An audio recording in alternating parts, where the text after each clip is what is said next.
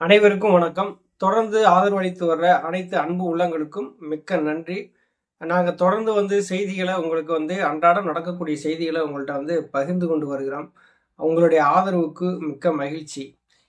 நம்ம பார்க்க போறது என்ன அப்படின்னா, விக்கிரவாண்டி இடைத்தேர்தல்ல ஏன் அதிமுக போட்டியிடல?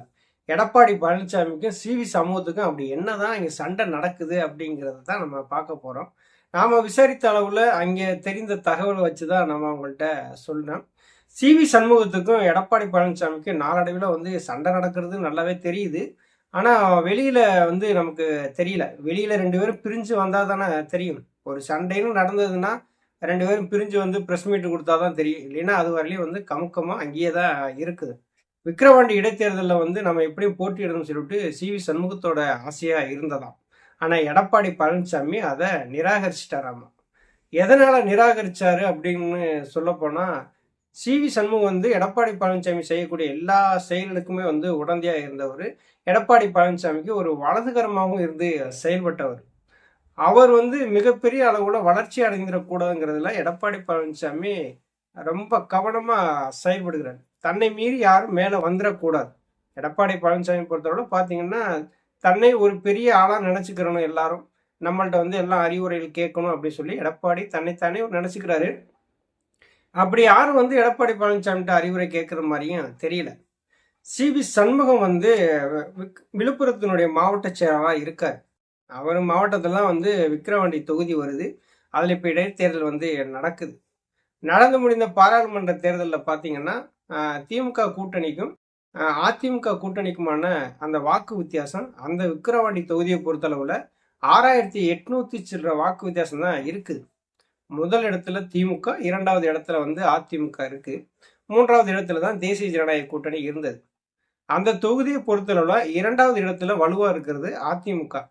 இந்த இடத்துல நம்ம போட்டியிட்டா கண்டிப்பா வெற்றி பெறுவோம் அப்படிங்கிறது சி.வி. சண்முகத்துக்கு நல்லாவே தெரியும். அவர் போட்டியிடுவதற்கான எல்லா வேலைகளையும் பார்க்கிறாரு. அது எடப்பாடி பழனிசாமிக்கு மிகப்பெரிய பிரச்சனையா அமைஞ்சது.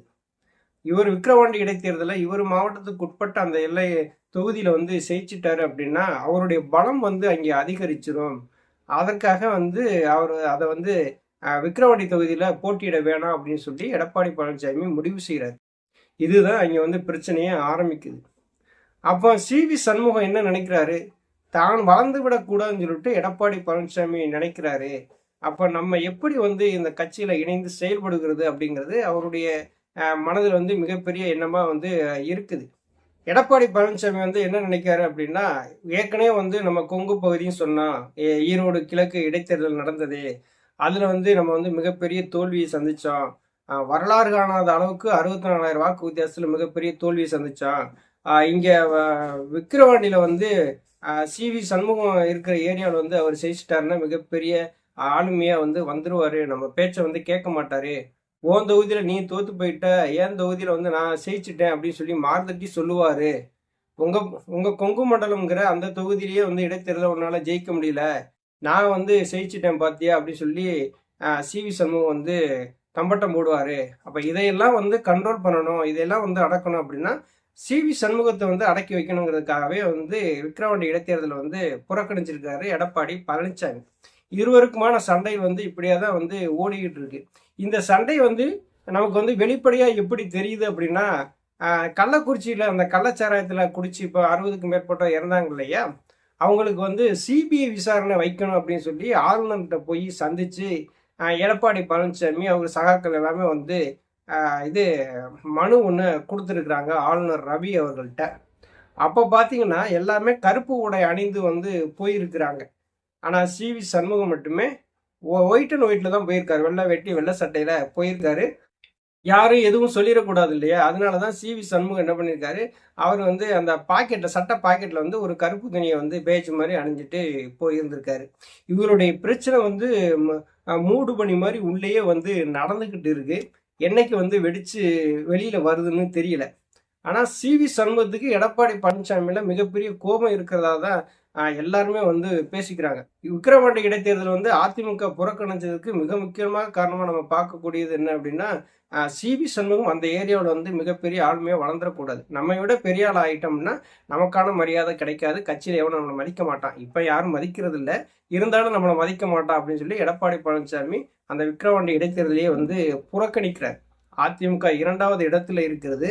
ஆனா போட்டியிட்டா முதலிடத்துக்கு வந்துரும் சொல்லிட்டு நல்லா எடப்பாடி பழனிசாமிக்கு தெரியும். சிவி சண்முகத்தை பழிவாங்கிறதுக்காக அதிமுகவையே அடமானம் வைக்கிறார் பார்த்தீங்களா? இத நம்ம என்ன சொல்றது அப்படிங்கிறத அங்கே இருக்கிற நிர்வாகிகள் வந்து சொல்றதா ஒரு தகவல் வந்து வெளியே வந்திருக்கு. அது வந்து உண்மையா தான் இருக்கும். ஏன்னா நடக்கிற பிரச்சனைலாம் பார்க்கும்போது அப்படித்தானே இருக்கு. எடப்பாடிக்கான அரசியல் வாழ்வு இன்னும் கொஞ்ச காலம் தான் இருக்கும் போல. அதுக்கப்புறம் நாளடைவில வந்து அது எடப்பாடி பழனிசாமி இல்லாத ஒரு அதிமுக உருவாகும். ஆனா சிவி சண்முகத்தோடு பகைச்சுக்கிட்டாரு அப்படின்னா எடப்பாடி பழனிசாமிக்கு சுத்தமாவே எந்த விதமான ஆதரவும் இல்லாம போயிரும். ஏன்னா சிவி சண்முகத்தினுடைய ஆளுமைக்கும் எடப்பாடி பழனிசாமியுடைய ஆளுமைக்கும் ஒப்பிடும்போது பார்த்தீங்கன்னா, எடப்பாடி பழனிசாமியோட ஒரு 100 மடங்கு ஜாஸ்தியான ஒரு சிவி சண்முகம். அவரை எடப்பாடி பழனிசாமி பகைச்சிக்க முடியாது.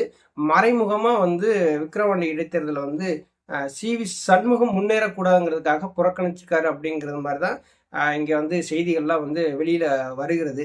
அதற்கு ஆதாரமாக தான் நேத்து வந்து ஆளுநர் மாளிகையில வந்து எல்லாரும் சேர்ந்து கொடுத்த அந்த மனு கொடுக்கும்போது எல்லாருமே கருப்பு உடை அணிந்து போனாங்க. ஆனா சிவி சண்முகம் வந்து ஒயிட் அண்ட் ஒயிட்ல போயிருக்காரு. நன்றி.